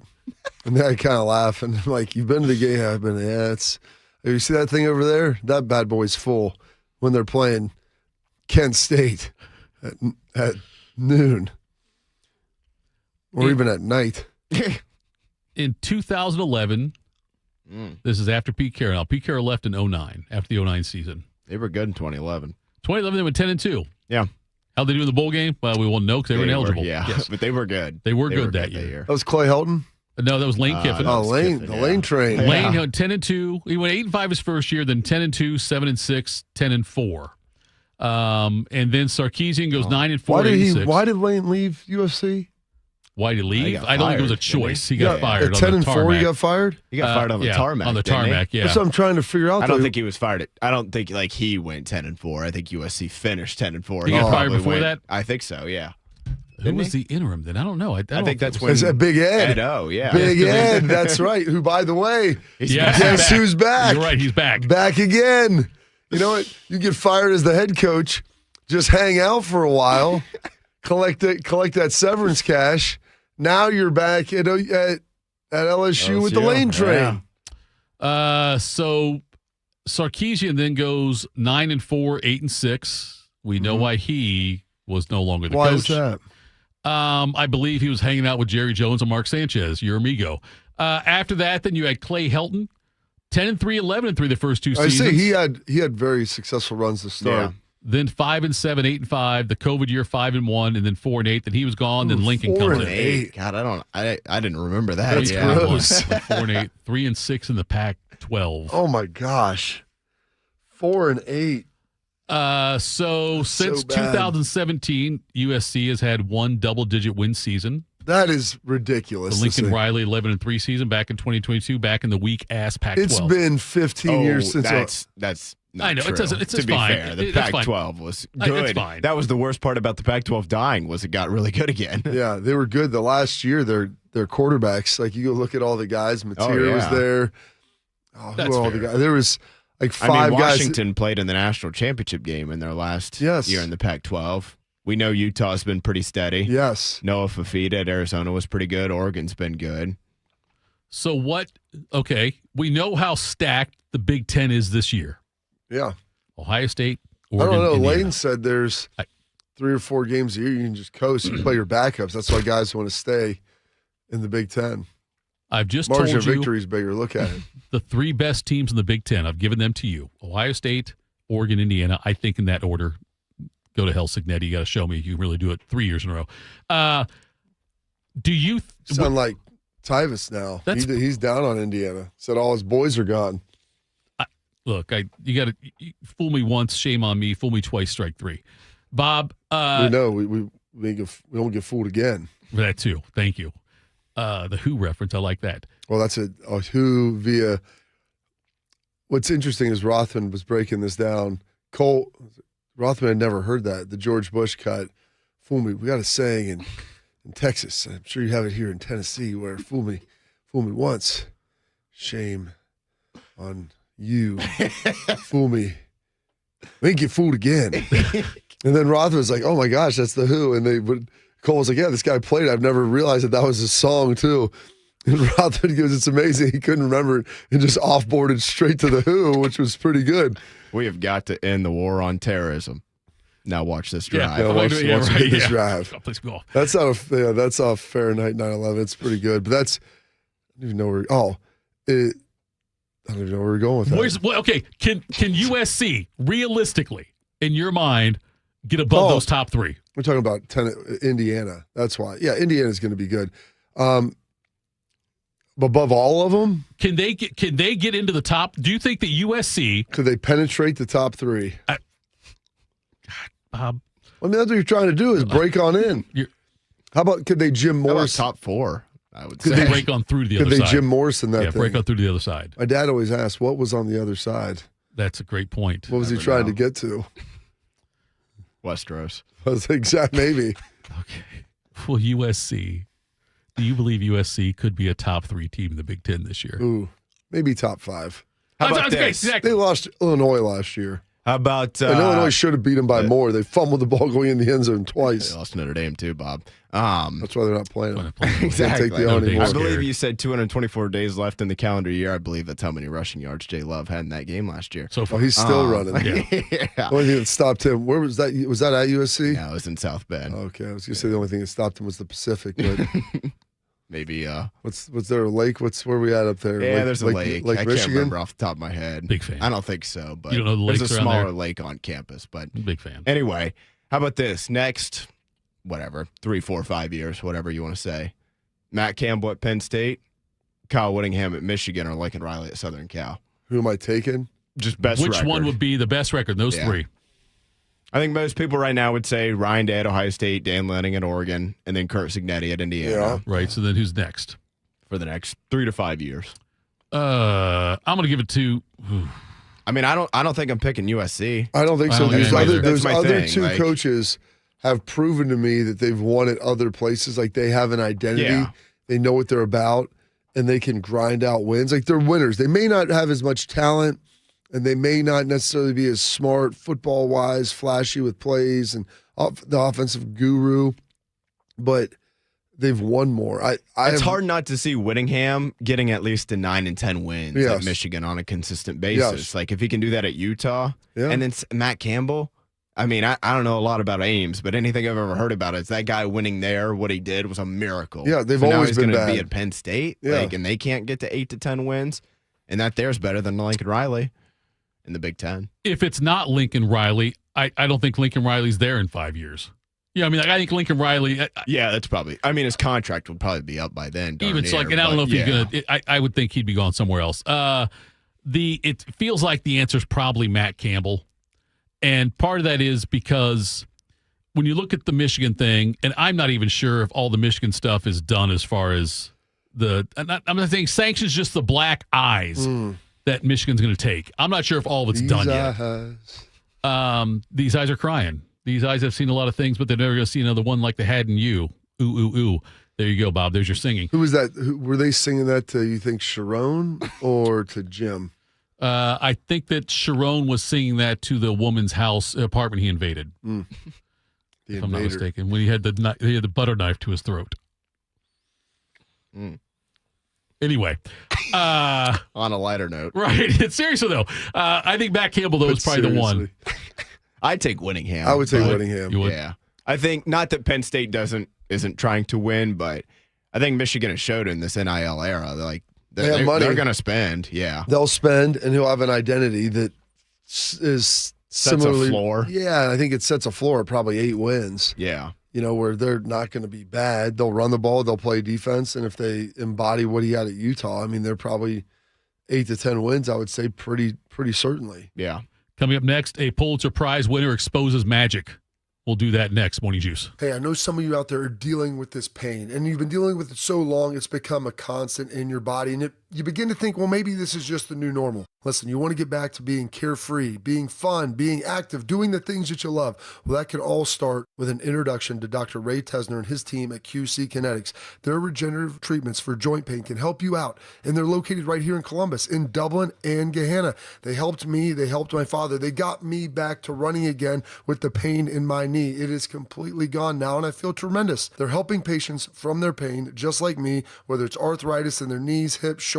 They're moving, they're sleeping better, they're golfing, running, all the things you want to do. And the best part is, it's without surgery or a long recovery. The science is real. I've researched it. The treatments, they're natural. Your body can heal itself. Let QC Kinetics get them the tools to be able to do that. So don't let that inflammation sit any longer. Go to qckinetics.com/Columbus or call 380-208-4544. That's 380-208-4544. I'm Meredith Garfalo, meteorologist at 10 TV News This Morning, and I'm an Ohio girl. I love golf, aerospace, and all things Ohio sports. For nearly 20 years, I've studied the patterns that shape our days, from winter wonders on the south side to dangerous storms along the I-71 corridor. When the weather changes, you'll be the first to know, because you need a forecast that moves as fast as you do. Make the move to 10 TV News This Morning, weekdays from 5 to 9, anywhere you watch. Wrinkles, gray hair, and hearing loss are common signs of getting older. But being short of breath, having tightness in your chest, coughing, and wheezing are not. If you are experiencing these symptoms, you may be one of the millions of people who are living with a condition called COPD but don't know it. Early diagnosis and treatment can add years of better breathing to your life. For more information, talk to your doctor and visit copdfoundation.org today. You know what hope is? Hope is action. Carving a path forward, even when it's hard. And kids who still know how to dream. They're the best pathfinders of all. So at Child Fund, hope means helping millions of children living in poverty worldwide to grow up healthy, educated, skilled, and so all those good things can come true for them. Safe. And that means safe at home, safe at school, and safe online. Hope means walking this path together. All of us. Because when we work together, we can do so much more. That's right. Hope includes you. Child Fund. Because we need each other. To learn how Child Fund works with children in 23 countries to help them achieve their full potential, visit childfund.org. That's childfund.org. Bobby played for the Dallas Cowboys. Tito wears assless chaps. I'm dead sexy. You're locked into Morning Juice. Morning Juice birthday boy is not joining us today. Your Highness, who knows where he's at? New Orleans? Nolans? Face down in the 9th Ward. Could be, Bob. Pablo Torre recently was awarded the Pulitzer. Maybe the High Sparrow threw him in a cage, Bob. Oh, yeah. Is that Game of Thrones talk? Okay. All he has to do is atone. Anyway. The thing was, though, if you told Your Highness, hey, you got to do a walk of atonement right down, what is that, Bourbon Street? Yeah. Right? He'd be like, all right. He'd be in there. Cool. Pablo Torre recently won a Pulitzer for his work on the Kawhi Leonard saga in L.A. with the company where he's getting paid money to not do anything. Acrisure, thank you very much. And Torre now, his latest one, has exposed Oz. You might call him Oz. I'm telling you it's Oz. Oz Perlman, the mentalist. Have you ever met Oz, Bob? I have not. He wasn't coming around when I was in school. Famously goes in and supposedly he's the mentalist that reads your mind, and he will do things. You can see it. Bizarre kind of little parlor tricks he pulls off. And I guess Pablo Torre talked to other magicians and things, and they were very upset with it, like the fact that how he does it. They usually magicians don't expose the ways they do it. The whimsical magic. It's like the first rule of Fight Club. Right. You don't talk about Fight Club. So anyway, Oz is he's like Burt Wonderstone out there. It's amazing. It started to change a little bit because Oz then writes books about how to read people and things like this, and does a TED talk about how you can do that. And what Torre comes out and finds out through talking to other people is that it's all just a big scam. Shouldn't be shocking that he can't really read your mind, Bob. That should not be shocking to anybody. Oh, of course. Everyone, the thought is, how does he do it? Not, wow, this is amazing. Yeah. Right. There was something where it came up, and this was when there was a Bryce Hall situation. Right, like Will Compton, NFL player. There was he asked, there was a thing where he had to come up with the NFL player, random one, and there was I think that Oz had somebody type in some stats of the guy. It mirrored the iPhone, wasn't it? Right. It got to Oz, and the person who was doing it accidentally misspelled Bryce Hall's name and typed in Bryce Hall. Yeah. And that's why at first Oz said Bryce Hall. And then then he corrected it to Bryce Hall, but that's kind of one of the first signs there was something nefarious. So my question is, when was he doing this stuff? Like the Bryce Hall, was that when he was at one of the NFL? Had to be, yeah. I think it was, yes. But also another thing too, when he was on the basketball tournament, NCAA basketball tournament coverage, and he was guessing a college player from Charles Barkley's mind.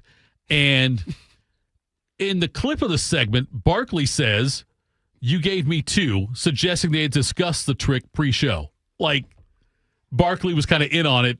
Yeah. It'd be one of these two guys or whatever. I think the thing is if somebody comes up to me, says, hey, not the Joker, you want to see a magic trick, and right, we're going to make this pencil disappear. Right. But comes up to me, deck of cards, hey, pick a card, any card. I grab one. He does, flips them around or whatever. A couple seconds later, pulls out my card.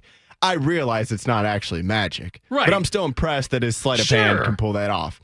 If he came up to me 15 minutes ahead of time, says, hey, I'm going to come to you, grab a card. Right. Make sure it's diamonds. Let's maybe go king, queen, or jack. And then he came up to me 15 minutes later, did the whole trick, and I pulled out a card, and it wasn't one king of diamonds or whatever. He's like, put that one back. Try to grab another one. Then it's well, it's, it's like you said, it's just a scam at that point. And I realize it's not, magic isn't real. Right. As far as we know. Maybe Dr. Strange is running around somewhere out there. But when you're trying to play it up to that extent, and I mean, I don't know how much paid money a- he's made off of it, but They probably said a lot. Like Rothman said Cole called in to book him. Nice. They said it's $150,000. Oh my goodness, That's magic. And that's the thing. It's There like might be some negotiating room there, but still, it's even if you want to talk him down to six figures even.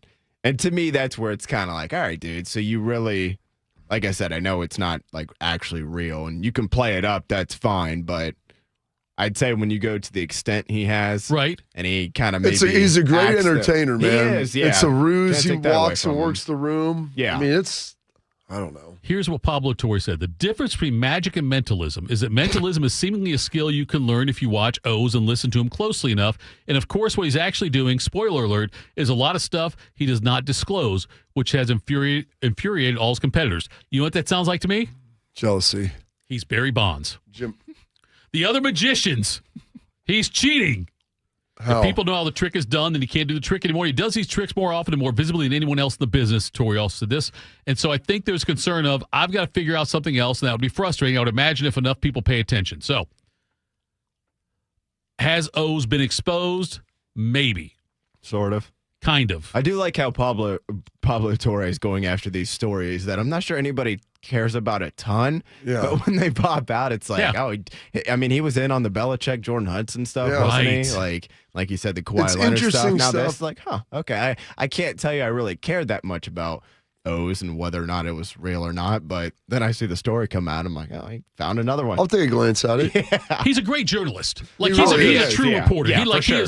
There's not many like him That's left. what he should have always been doing, as opposed to being any type of providing commentary on sports and being on talk shows. Like he's a good interviewer, and he's good at discovery and digging in with the big J journalism. Yeah. And this is what he should have. Well, I mean, that's what it is. I know. As opposed to talking, because it's like he started getting into some other stuff, and it's like people don't care about that now. I didn't think I cared about this, but I'm like, all right, it's an interesting story. I'll check it out.